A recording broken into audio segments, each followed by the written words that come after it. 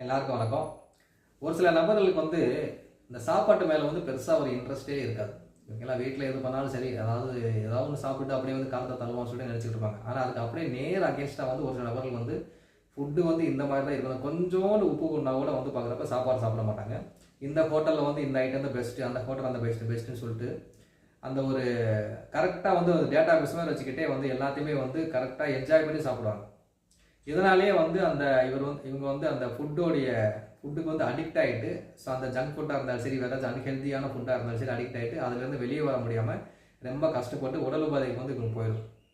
So இப்படிப்பட்ட சாப்பாடு பிரியர்கள் இருக்கிற நபர்கள் வந்து ஜாதகத்தில் கிரக இணைகள் வந்து எப்படி இருக்குன்னு சொல்லி பார்க்குறப்ப, லக்னத்தில் சந்திரன் இருந்தாலும் சரி, 4ஆம் அதிபதி வந்து லக்னத்தில் வந்து இருந்தாலும் சரி, ஓகேங்களா, டெஃபினட்டாக வந்து இவங்களுக்கு வந்து சாப்பாடு மேலே வந்து அந்த ருசிக்காக வந்து அடிமையாகக்கூடிய சுச்சுவேஷன் வந்து நிச்சயமாகவே இருக்கும்.